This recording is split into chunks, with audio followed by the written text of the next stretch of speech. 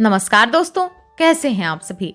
आप देख रहे हैं साहित्यविद अमृता और मैं हूं आपके साथ अमृता। दोस्तों, हम सभी ने अपने आसपास किसी न किसी ऐसी जगह के बारे में ज़रूर सुना होगा जिसके बारे में कहा जाता है कि ये जगह भूतिया है और वहां जाना मना है। धर्मवीर भारती की एक ऐसी ही अनोखी कहानी है मुर्दों का गांव। उस गांव के बारे में अजीब अफवाहें फैली थीं। लोग कहते थे कि वहां दिन में भी मौत का एक काला साया रोशनी पर पड़ा रहता है। शाम होते ही कब्रें जमाइयां लेने लगती हैं और भूखे कंकाल अंधेरे का लबादा ओढ़कर सड़कों, पगडंडियों और खेतों की मेढ़ों पर खाने की तलाश में घूमा करते हैं।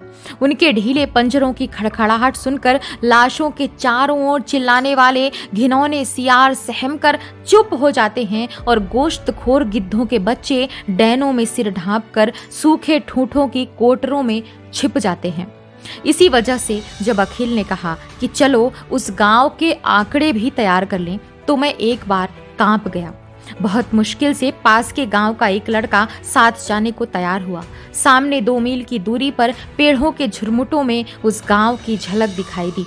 मील भर पहले से ही खेतों में लाशें मिलने लगी। गांव के नजदीक पहुंचते पहुंचते तो ये हाल हो गया कि मालूम पड़ता था भूख ने इस गांव के चारों ओर मौत के बीज बोए थे और आज सड़ी लाशों की फसल लहलहा रही है। कुत्ते, गिद्ध, सियार और कौवे उस फसल का पूरा फायदा उठा रहे थे। इतने में हवा का एक तेज झोंका आया और बदबू से हम लोगों का सिर घूम गया। मगर फिर जैसे उस दुर्गंध से लदकर हवा के भारी और अधमरे झोंके सूखे बांसों के झुरमुटों में अटक कर रुक गए। सामने मुर्दों के गांव का पहला झोपड़ा दिख पड़ा। 3 ओर की दीवारें गिर गई थीं और एक ओर के दीवार के सहारे आधा छप्पर लटक रहा था। दीवार की आड़ में एक कंकाल पड़ा था। साथ वाला लड़का रुका। यह निताई धीवर का है। कहाँ? अखिल ने पूछा। वह निताई धीवर सो रहा है। लड़के ने कंकाल की ओर संकेत किया। वह धीवर था और गांव का सबसे पट्ठा जवान। अकाल पड़ा, भूख से उसकी मां मर गई, उसके पास खाने को न था। फिर लकड़ी लाकर चिता सजाना तो असंभव था। उसने अपनी नाव बाहर खींची, मां के शरीर को नाव में रखा, ऊपर से सूखी घास रखी और आग लगा दी। रहा सहा सहारा भी चला गया और एक दिन वह भी यहीं भूखा सो गया। यहीं इसी जगह उसकी मां ने भी दम तोड़ा था, वह लड़का बोला। हवा का झोंका फिर चला और खोखले बांसों से गुजरती हुई हवा सन्नाटे में फिसल पड़ी। लड़का चीख पड़ा। वह सांस ले रही है, सुना नहीं आपने? कौन? वह जुलाहिन सांस ले रही है। क्या वाहियात बकता है, अखिल ने झुंझलाकर कहा। कौन जुलाहिन? आपको नहीं मालूम? वह सामने झोपड़ी है ना, उसी में जुलाहे रहते थे। उसमें 3 भूख से मर गए। रह गए सिर्फ जुलाहा, जुलाहिन और उनका करघा। मगर भूख से उनकी नसें इतनी सुस्त थीं कि करघा भी बेकार था। उन्होंने पास के जंगल से जड़ें खोदकर खानी शुरू की। उनके दांत नुकीले हो गए जैसे सियारों की खीसें। जुलाहा बीमार पड़ गया। जुलाहिन जड़ें खोदने जाती थी। एक दिन जड़ें खोदते वक्त खुरपी उसके कमजोर हाथों से फिसल गई और बाएं हाथ की तर्जनी और अंगूठा कट कर गिर गया। पर जब वह घर पहुंची तो भूखा व बीमार जुलाहा झल्ला उठा और चिल्लाकर बोला, निकल जा मेरे घर से, अब तू बेकार है। न करघा चला सकती है, न जड़ें खोद सकती है। तब से जुलाहिन का पता नहीं है, मगर कुछ लोगों का कहना है कि वह भूत बनकर गांव की कब्रों के पास घूमा करती है। वह अभी भी सांस ले रही थी, सुना नहीं आपने? अखिल ने मेरी ओर देखा और मैंने अखिल की ओर। हम दोनों आगे बढ़े और जुलाहों के झोपड़े में घुसे। लड़का ठिठका, मगर हिम्मत दिलाने पर वह भी आगे बढ़ा। हम लोग अंदर गए। लड़के ने अंदर से किवाड़ बंद कर लिए और हम लोगों से सटकर खड़ा हो गया। वह डर से कांप रहा था। सामने आंगन में 3 कब्रें आसपास खुदी हुई थीं। बीच की कब्र में एक बड़ा सा छेद था। उसमें से एक बिच्छू निकला और हम लोगों को डरावनी निगाहों से पल भर देखा और सिर झटका, फिर कब्र में घुस गया। आंगन में किसी मुर्दे के सड़ने की तेज बदबू फैल रही थी। अखिल ने अपना कैमरा संभाला और फोटो लेने की तैयारी की। इतने में पीछे के किवाड़ खड़क उठे। मेरे रोंगटे खड़े हो गए। अखिल बोला, कोई सियार होगा। किवाड़ को किसी ने जैसे बार बार धक्का देना शुरू किया। मैंने सोचा शायद जिंदा आदमी की गंध पाकर गांव भर के मुर्दे हम पर हमला करने आए हैं। मेरे खून का कतरा कतरा डर से जम गया।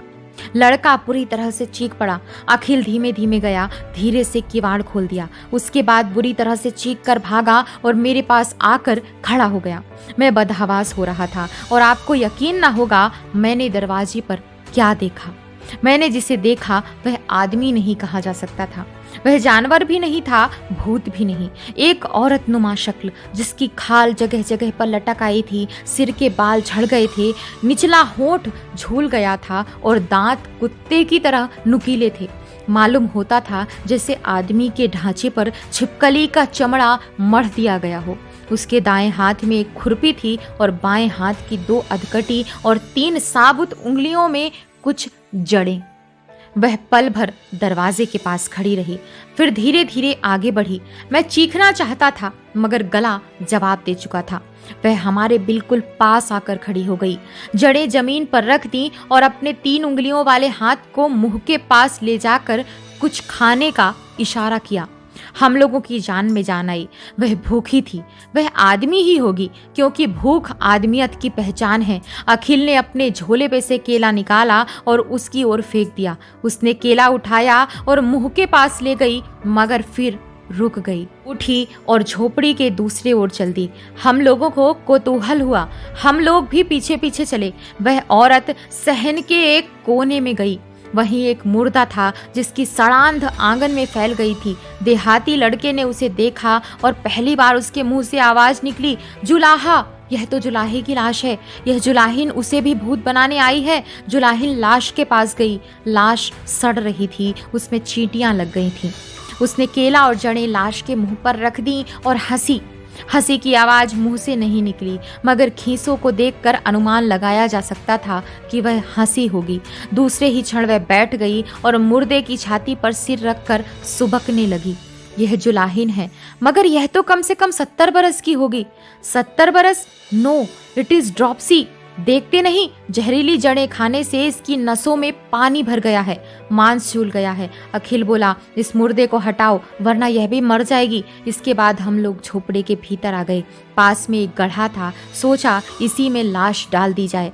भीतर आए, लाश के पास से जुलाहिन को हटाया और उसकी लाश भी एक ओर लुढ़क गई। मैं घबरा गया, बेहोश सा होने लगा। अखिल ने मुझे संभाला। हम लोग थोड़ी देर चुप रहे, फिर मैं बोला भारी गले से, अखिल, उंगलियां कट जाने पर यह निकाल दी गई, फिर किस बंधन के सहारे, आखिर किस आधार के सहारे यह मरने से पहले जुलाहे के पास जड़ें लेकर आई? क्यों? अखिल चुप रहा। मुर्दों के गांव की दोनों आखिरी लाशें सामने पड़ी थीं। अच्छा उठो, अखिल बोला। हम लोगों ने लाशें उठाईं और गड्ढे में डाल दी। एक ओर जुलाहा, दूसरी ओर जुलाहिन। बांस के सूखे पत्तों ने उन्हें ढांक दिया। मैंने अपनी उंगली से धूल में गड्ढे के पास लिखा, ताजमहल 1943, और हम चल पड़े।